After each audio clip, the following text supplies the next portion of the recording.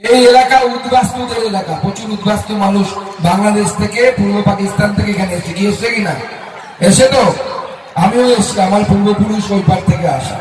বগুড়াতে বাড়ি ছিল আমার ঠাকুরদার, আমি কোনো বাংলাদেশে যাইনি, কিন্তু তারা এসছিল এপারে, ওপার থেকে পালিয়ে এপারে এসছিল।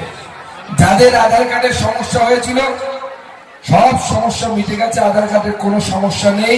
যদি কারো সমস্যা থাকে এদের কারো মাধ্যমে আমার সাথে যোগাযোগ করবেন, তার আধার কার্ড ঠিক করে দেওয়ার দায়িত্ব সুকান্ত মজুমদার নিচ্ছে আপনাদের।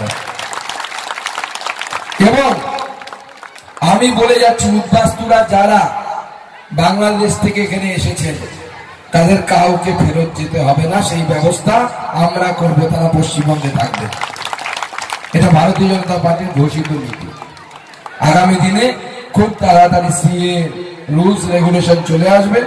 যারা 14 সালের আগে এসছেন তারা সিএ এর মাধ্যমে অ্যাপ্লাই করবেন। ভারতবর্ষের সরকার নরেন্দ্র মোদী আপনাদেরকে নাগরিকত্ব দেবে এবং আপনার সসম্মানে এই মাটিতে থাকবে, কারণ এই মাটির উপর আপনাদের অধিকার আছে। আমি বলছি না, গান্ধীজি বলছেন। গান্ধীজির থেকে বড় নেতা তো আর কেউ নেই, ভারতবর্ষে হয়নি। গান্ধীজি বলছেন তার লেখাতে যে পাকিস্তানে থেকে যাওয়া, কারণ তখন দুদিকেই পাকিস্তান ছিল। বাংলাদেশ এখন যেটা, সেটা পূর্ব পাকিস্তান নাম ছিল, আর বর্তমান পাকিস্তানের নাম ছিল পশ্চিম পাকিস্তান। পাকিস্তানের থেকে যাওয়া হিন্দুরা কোনোদিনও যদি বিপদের সম্মুখীন হয় তাহলে ভারতবর্ষ তার দায়িত্ব এড়িয়ে যেতে পারে না। এটা গান্ধীজি বলছেন, আমি বলছি না। অতএব সেই সময় যারা পাকিস্তানে থেকে যেতে বাধ্য হয়েছিল, এখন যারা বাংলাদেশে থেকে যেতে বাধ্য হয়েছিল, তারা যদি ধর্মীয় কারণে যদি কোনো অসুবিধে পড়ে তারা ভারতবর্ষে আসতে পারে। ভারতবর্ষের দায়িত্ব, নৈতিক কর্তব্য তাদেরকে নাগরিকত্ব দেয়া, কারণ ধর্মের কারণে কারোর সাথে ভেদাভেদ হওয়া উচিত নয়। এবং আমি পরিষ্কার বলতে চাই, আমি মনে করি নৈতিকভাবে যে পৃথিবীতে যদি কোনো হিন্দু বাঙালি কোন জায়গায় যদি বিপদে পড়ে, ধর্মীয় কারণে যদি বিপদে পড়ে, তাহলে তার যাওয়ার জায়গা একটি, তাহলে এই পশ্চিমবঙ্গ। যে পশ্চিমবঙ্গ ডক্টর শ্যামাপ্রসাদ মুখার্জি হিন্দু বাঙালির জন্য তৈরি করে গেছিলেন, সেই ভূমিতে তারা আসতে পারেন। এটা পশ্চিমবঙ্গের সেই পশ্চিমবঙ্গ সেই জন্য তৈরি হয়েছে। তাই বন্ধুগণ, আমার বক্তব্যকে দীর্ঘায়িত করবো না, কারণ ফাইনাল খেলা আছে। ফাইনাল খেলা আপনারা দেখবেন। বাঙালির সেরা খেলা ফুটবল, বাঙালির রক্তে ফুটবল আছে। আমি ফুটবল খেলতাম, কিন্তু আমার চেহারা দেখে এখন তো বিশ্বাস করবে না যে ফুটবল খেলতাম, কিন্তু সেই ফুটবলের টানটা আছে। তাই আসার পথে অ্যাক্সিডেন্ট হলো আমাদের গাড়িতে দুমড়ে মুচড়ে গেছে। খুব ভগবানের আশীর্বাদে বেঁচে গেছি। আপনারা গেলে টিভিতে দেখতে পাবেন।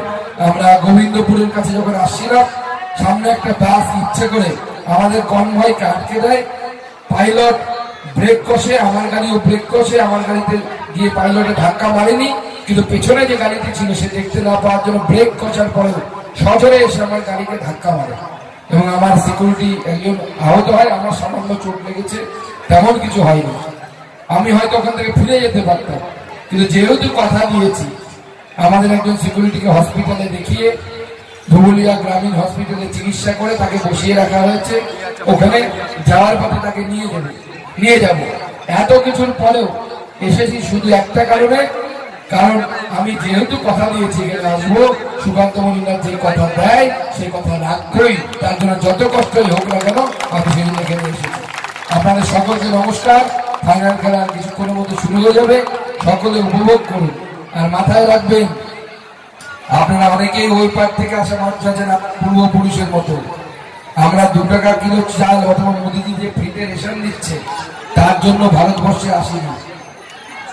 লক্ষ্মীর ভান্ডার পাবো তার জন্য ভারতবর্ষে আসিনি। ভারতবর্ষে এসেছিলাম গলায় কাঠের মালাটা যেন রাখতে পারি, মাথায় যেন বাড়ির বউটা যেন সিঁদুর পড়তে পারে, মেয়েটা যেন সন্ধ্যেবেলায় প্রদীপ জ্বালাতে পারে তুলসী তলায়। এটা যতদিন মনে থাকবে ততদিন আপনার এই অধিকারগুলো থাকবে, নাহলে এই অধিকার হরণ করবে। সেই জন্য নিজের আগামী প্রজন্মকে নিজের ধর্ম ও সংস্কৃতি সম্পর্কে সচেতন করার। সবাইকে নমস্কার, সবাই খুব ভালো থাকবেন, ধন্যবাদ।